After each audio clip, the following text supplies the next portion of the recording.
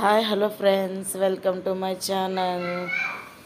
చల్లగా వాన పడుతుంటే వేడిగా బజ్జీలు తింటే భలే ఉండిద్ది కదా. మాకైతే వర్షం పడుతుందండి. నేనైతే బజ్జీలు వేస్తున్నాను. ఇవైతే మిరపకాయ బజ్జీలా ఏంటా అనేది చెప్పండి మీరే కొంచెం.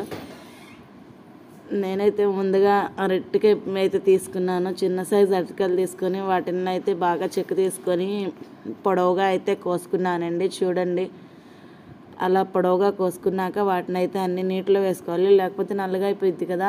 అదైతే అందరికీ తెలుసు, తెలియని వాళ్ళ గురించి చెప్తున్నా. నేనైతే వెరైటీగా వేద్దామని ఇట్లా అయితే వేసాను. అవైతే చూడడానికి అయితే మిరపకాయ బజ్జీలా ఉన్నాయి. తెలియని వాళ్ళు అయితే చూడంగానే ఇవి మిరపకాయ బజ్జీలు అనుకుంటారు, తింటే కానీ తెలియదు ఇవి అరటికాయ బజ్జీలని. అలా అయితే మొత్తం నేను సన్నగా తరుక్కున్నానండి. తరుక్కున్నాక వాటిని అయితే పక్కన పెట్టుకొని ముందుగా బౌల్ తీసుకున్నాను. బౌల్లో అయితే కొంచెం శనగపిండి తీసుకున్నా. ఒక చిన్న గిన్నెడు శనగపిండి తీసుకొని దాంట్లో 2 టీ స్పూన్ల వరిపిండి వేసుకున్నానండి. అదేనండి బియ్యం పిండి వేసుకున్నాక దాంట్లో 1/2 స్పూన్ కారం వేసుకున్నాను. తగినంత ఉప్పు వేసుకున్నానండి. ఉప్పు వేసుకున్నాక దాంట్లో కొంచెం వాము వేసుకున్నాను. వాము, పసుపు వేసుకున్న తర్వాత దాన్ని అయితే బాగా మిక్స్ చేశాను. మిక్స్ చేసిన తర్వాత దాంట్లో కొంచెం వాటర్ పోసి బాగా కలుపుకున్నానండి. లూజ్గా కలుపుకోకూడదు, ఎందుకంటే అరటికాయ బజ్జీ కదా, మంచిగా రావాలి కాబట్టి. ఎందుట్లయితే నేను తినే సోడా ఏమీ వేయట్లేదు.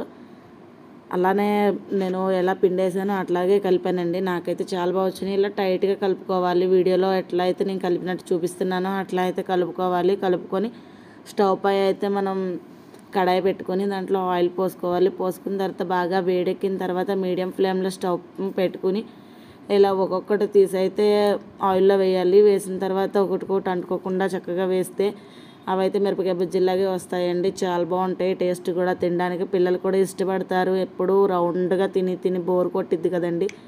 ఇట్లా కొత్తగా ట్రై చేస్తే చాలా బాగుండిద్ది.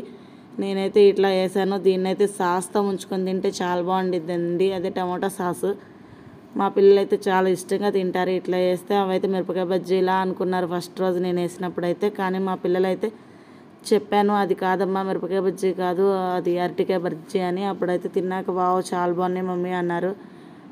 మేము చాలా బాగా ఎంజాయ్ చేసామండి అవి తింటూ.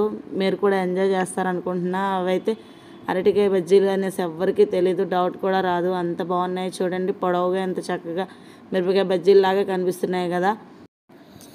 చల్లగా వాన పడుతుంటే వేడిగా బజ్జీలు తింటుంటే భలే ఉండిద్ది కదండి. ఆ ఫీల్ అయితే వేడిగా కొంచెం కాఫీ కూడా తాగుతుంటే చాలా బాగుండిద్ది. మేము మా పిల్లలు అయితే ఇవి తినైతే చాలా బాగా ఎంజాయ్ చేసాము.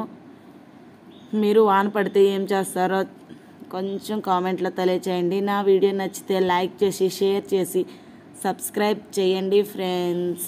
Thank you.